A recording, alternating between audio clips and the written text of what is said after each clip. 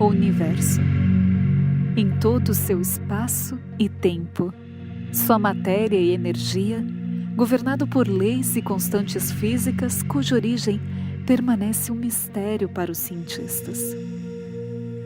Revela-se diante de nossos olhos com beleza magistral, enigmas intrigantes e sofisticado conhecimento. Descobrir a natureza e a dinâmica das interações no espaço é uma tarefa complexa e intrigante, que nos desafia a ir muito além de nós mesmos, além da nossa lógica, das fronteiras do nosso planeta, do conhecido e do observável.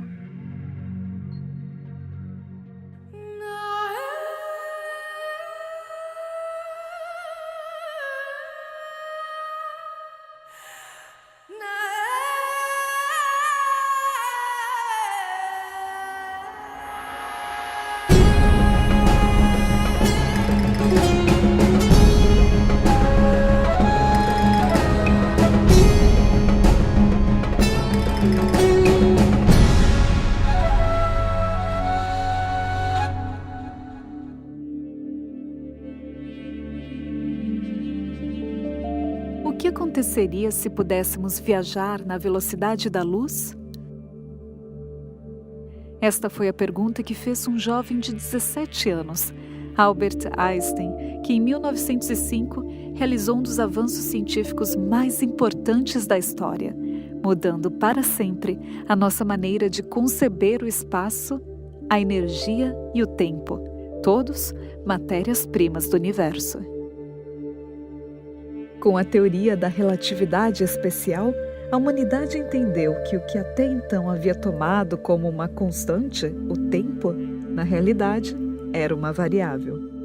Não apenas ele, mas também o espaço, e ambos dependiam em uma nova conjunção espaço-tempo da velocidade. Assim, ao enfrentarmos o imensurável macrocosmo, já não existe tempo sem espaço, nem espaço sem tempo. Na teoria da relatividade de Einstein, ele estipulou que a velocidade limite no universo é a velocidade da luz no vácuo. Nada viaja mais rápido que a velocidade da luz, aproximadamente 300 mil km por segundo. Ou seja, essa luz que nós estamos vendo dessas galáxias, desse ponto escuro do céu, ela viajou até nós nesta velocidade. Quando você pega essa velocidade e compara com o desvio para o vermelho dessa luz que ela sofreu por conta da distância e do deslocamento, você chega a valores de tempo absurdamente grandes. Aí vem os bilhões de anos que se fala da existência do universo. Por que você fala que o universo tem bilhões de anos? Porque a luz mais antiga que nós conseguimos ver tem um desvio para o vermelho limitado pela velocidade da luz, que dá um tempo de tantos bilhões de anos para ele chegar aqui. Na teoria de Einstein, muitas coisas parecem não se encaixar em nossa compreensão lógica. E uma das questões mais intrigantes é o tempo. O que é o tempo no espaço? Pode o tempo, conforme nosso vão entendimento, ser modificado? Poderiam certos eventos ocorrer para além dos limites do tempo? Digamos que nós vamos viajar para a estrela mais próxima da Terra, próxima a Centauri. Ela está a 4,3 anos-luz da Terra. Isso significa que a velocidade da luz, você leva 4,3 anos para chegar lá. A velocidade da luz, 300 mil km por segundo, multiplicado pelo número de segundos que tem num ano, vezes 4,3, você chegou à distância que essa estrela está da Terra. Essa é a estrela mais próxima que nós temos. Se você viajar à velocidade da luz até a próxima Centauri, por exemplo, digamos que você consiga chegar a uma velocidade de 99,9%. Coisas muito estranhas vão acontecer. Você levará, se não chegou a 100%, né? Digamos que você leve, vou chutar alguns números, digamos que você leve 5, 6 anos. Quando você conseguir voltar à Terra, 10 anos depois, para você, na Terra terá passado algumas centenas ou talvez milhares de anos, por algo previsto na teoria da relatividade de Einstein. O tempo é relativo. Quando você está longe da matéria ou uma grande velocidade, o tempo passa diferente para você do que para a pessoa que ficou na Terra. Os astronautas que viajam no antigo ano espacial, na estação espacial, sofrem esse efeito. Mas por conta do tempo muito pequeno que eles estão lá, não é possível. O desgaste fisiológico, por estar sem a gravidade, os raios cósmicos, produzem um efeito muito grande no organismo deles para você poder mensurar esse tempo a mais. Ou a mudança no relógio biológico deles para menos. Se você coloca um relógio de alta precisão num jato supersônico que vai viajar a uma velocidade muito grande, próximo da superfície da Terra, você consegue medir efeitos de dilatação do tempo. Então o relógio vai atrasar, mesmo sendo um relógio extremamente preciso, né? Mas ele vai atrasar em relação a um relógio que está parado, simplesmente porque ele foi acelerado e entrou em movimento e depois volta lá para o aeroporto. Então você mede esse efeito. O seu GPS, ele usa correções da relatividade geral para poder te dar a posição exata de onde você está na superfície da Terra. Porque o satélite está longe da Terra e é uma velocidade alta. E ele já precisa ter essa correção. E o GPS, ele funciona com sinais que são emitidos para ele se comunicar com satélites que giram em torno da Terra. Esses satélites estão viajando a uma velocidade muito alta e, portanto, eles sofrem efeitos relativísticos por causa da alta velocidade. Então, o tempo do relógio de cada um desses satélites passa de forma diferente. Eles não, né, se você sincronizou os relógios num certo momento, quando você colocou eles dentro do satélite, eles não estão mais sincronizados porque eles estão em movimento. Agora, o sinal que é mandado do seu celular para o satélite e depois volta para o celular, para eles se comunicarem, e entre os satélites também, você precisa saber exatamente em que instante o sinal foi emitido do seu celular e voltou para o seu celular, ou foi emitido pelo satélite e voltou para o satélite. Você precisa saber quanto tempo demorou. É dessa forma que ele mede a distância até o seu celular e, sabendo a distância de diferentes satélites, você determina a posição do seu celular. Se você não faz a correção relativística, o erro na posição do celular ia ser muito grande. O GPS precisa dessa correção da relatividade para poder te dar a precisão necessária para você. Então veja, algo que às vezes parece ficção científica ou coisa de cientista maluco, já é presente na sua vida cotidiana. Você tem talvez no seu bolso, no seu celular isso.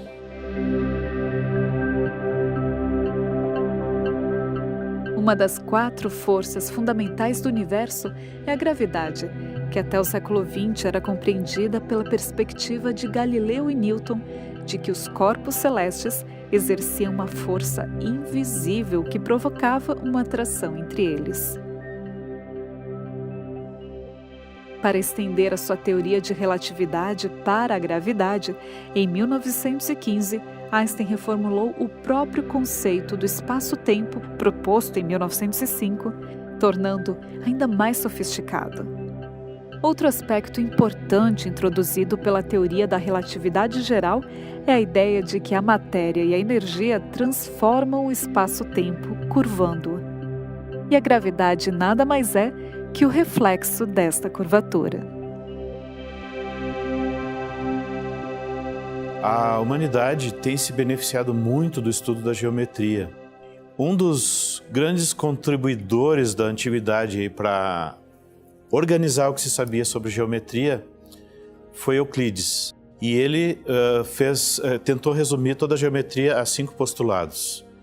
Mas o 5º postulado era mais complicado que os outros. Isso despertou curiosidade nos filósofos durante séculos. Depois dessa revolução científica, que as pessoas começaram a se aprofundar mais no estudo da matemática para entender a natureza, aprenderam novos métodos matemáticos graças ao trabalho de Newton e de Leibniz, com a descoberta do cálculo diferencial integral. Isso nos habilitou a resolver aqueles problemas antigos lá de geometria. E o quinto postulado de Euclides também, as pessoas se debruçaram, várias pessoas estudaram isso. Uma delas foi Gauss, um dos maiores matemáticos de todos os tempos. E eles descobriram que o quinto postulado ele é diferente dos outros. Ele poderia ser retirado do grupo, do conjunto de postulados. Nós ainda teríamos geometria, mas uma geometria muito mais ampla, que permite muitas outras possibilidades, inclusive espaços curvos. Gauss estudou essas coisas. Teve um aluno dele também, orientando, que resolveu achar uma forma matemática mais elegante, mais concisa de descrever essas coisas, esses tipos de espaços que estavam vindo à tona. Esse aluno foi Riemann. O Riemann desenvolveu os conceitos matemáticos básicos para a gente lidar axiomaticamente e praticamente com esses espaços. Com isso, no século seguinte, Albert Einstein, mas não só ele, também Hilbert, por exemplo, usando esses instrumentos matemáticos, eles viram que podiam aplicar isso para o universo. Isso é relatividade geral. A geometria não é mais uma geometria euclidiana, mas uma geometria de Riemann, que já existia essa proposta de geometria do espaço curvo, que é para explicar, por exemplo, a geometria da superfície de uma bola, de uma esfera, em que um triângulo, a soma dos ângulos internos de um triângulo na geometria euclidiana é 180. Quando você desenha esse triângulo na superfície de uma esfera, a soma dos ângulos não é mais 180. Então, a geometria é diferente. É a geometria de espaços curvos. Isso os matemáticos já tinham formulado isso. Einstein usa isso para generalizar a teoria da relatividade. E aí ele percebe que pode aplicar isso para explicar a gravitação. So Einstein described gravity as being the curvature of space-time. He said that massive objects create curvature in space, they create a dimple in space, and that other objects react to that curvature as if they felt a force of attraction. Então, para Einstein, não existe nenhuma força inerente aos corpos celestes que provoque atração entre eles. Um corpo em movimento só segue para frente pelo caminho mais reto, e num espaço-tempo curvo, o caminho mais reto é uma curva.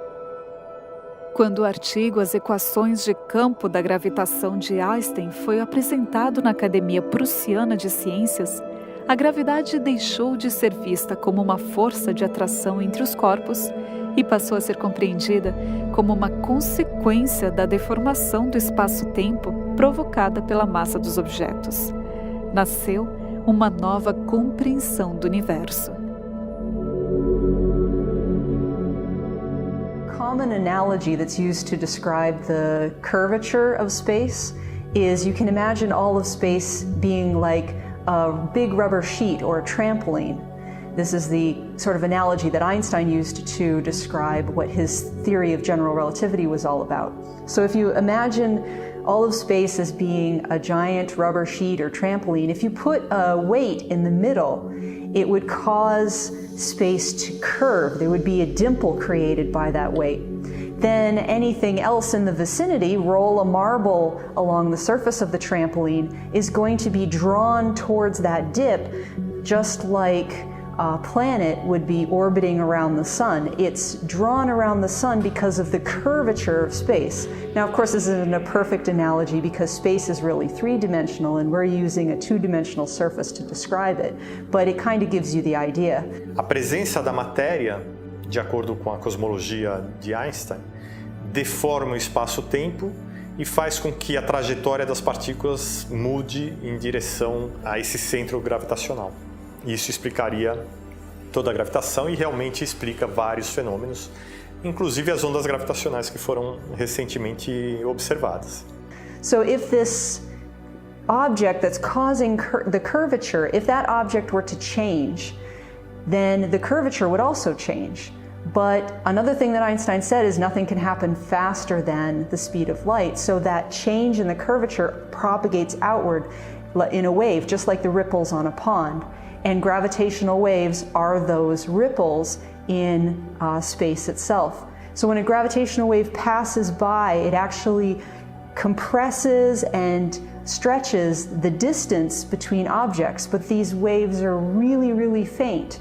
And the strongest gravitational waves that we think arrive at Earth and that were measured recently by the LIGO detectors changed the distance along the detector's arms, and these detectors have arms that are 4 kilometers long, by 1/10,000th the diameter of a proton. So these gravitational waves are very, very weak, which is why we don't experience them in everyday life.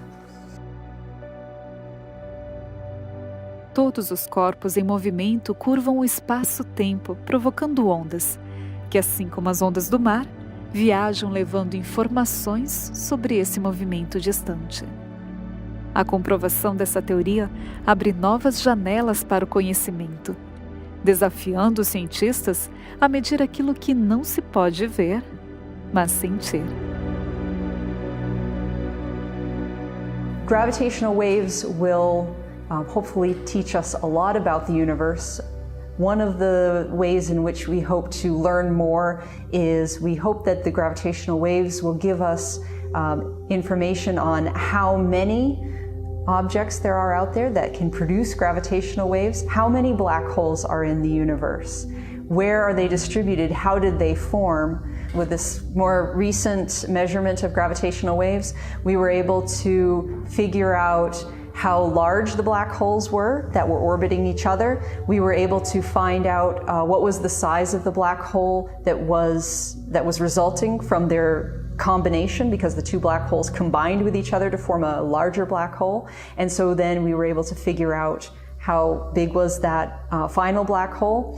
But then we were able to combine that knowledge with models of how stars live out their lives, how they use up the gas inside them with their fusion, and we were able to then also figure out some things that we didn't know before exactly in regards to how much mass do the stars use, how much do they keep, how much in the later state, because in the later stage of a star's life, it swells up and it gets very puffy, and it blows away a lot of its outer layers.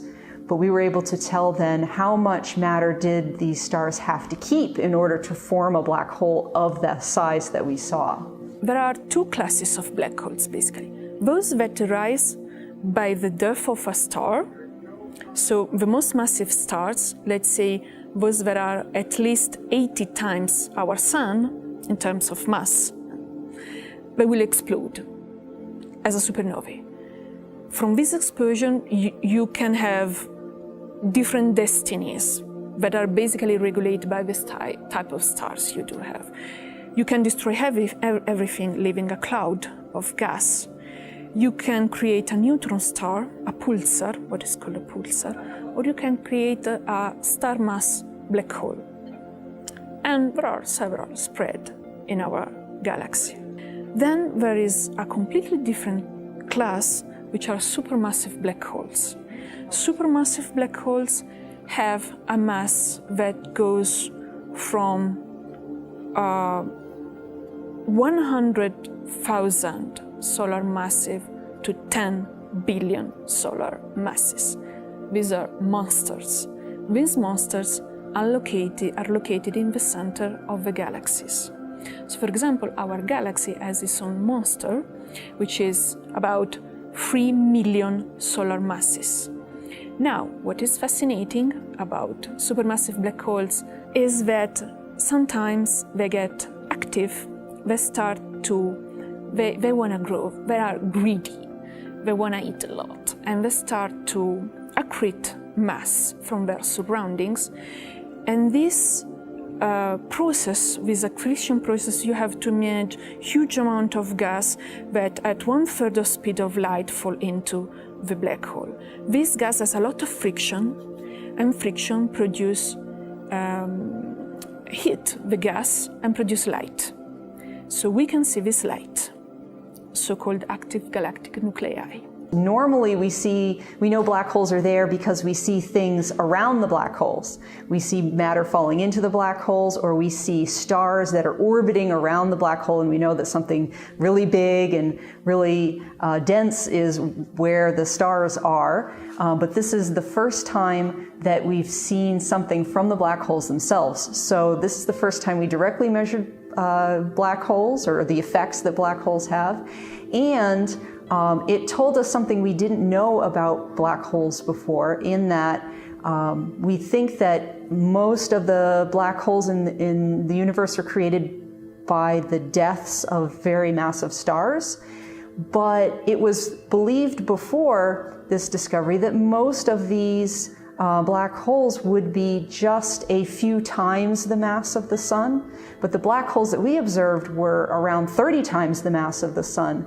And this is really exciting because it tells us something about these massive stars and how big the black holes are that they can produce. Num buraco negro, a força gravitacional é tão grande que nem a luz consegue sair.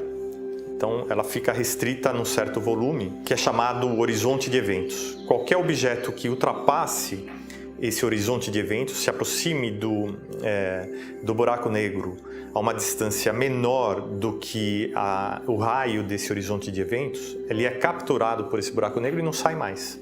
Depois se observou que existe um tipo de radiação que é chamada radiação de Hawking, porque foi Stephen Hawking quem descobriu isso, essa possibilidade, e depois foi observado experimentalmente, que o buraco negro na verdade emite radiação através de processos que ocorrem na superfície desse horizonte de eventos. Então tem processos lá que produzem partículas, e essas partículas elas não entram no buraco negro, mas vão na direção oposta. E é possível então observar essa radiação. Mas aquilo que está lá dentro do buraco negro não consegue escapar. Descrever o que acontece aí dentro, ninguém consegue. Exatamente porque é uma singularidade. Aí o espaço e tempo devem desaparecer, né? Se for realmente um ponto. A gente descobre matematicamente, por exemplo, que buracos negros eles podem ter ao redor, na cintura deles, vamos dizer assim, no equador deles, pode ter uma região em que o tempo, ao invés de fluir do jeito que a gente está acostumado, ele flui no sentido como se o tempo orbitasse aquele buraco negro, e a gente poderia entrar lá, em princípio, e sair no passado, né? Sem entrar no buraco negro, só na borda. Mas como funciona isso? São possibilidades matemáticas que a gente depois descobre evidências físicas. E a gente encontra fenômenos que às vezes desafiam também a nossa compreensão das coisas. Quando Einstein escreveu a teoria geral da relatividade, ele acreditava firmemente que o universo era estático e incluiu em suas equações uma força misteriosa, atualmente chamada de constante cosmológica. Pouco depois, declarou que a concepção dessa força foi seu maior erro científico. Mas os anos se encarregaram de mostrar que seu maior erro foi pensar que ele havia se equivocado. A constante, que originalmente foi concebida para provar que o universo estava imóvel, acabou explicando em 1998 que o universo está se expandindo, como bem notou Edwin Hubble em 1929, ao perceber que as galáxias estavam se separando entre si. Hoje, sabemos não apenas que o universo está se expandindo, mas também que a velocidade dessa expansão nem sempre foi constante. Ela está acelerando, mas o que significa esta aceleração? E quais as consequências ou implicações que poderia ter? Hoy en día sabemos que la mayor parte de la materia está en una forma desconocida para nosotros.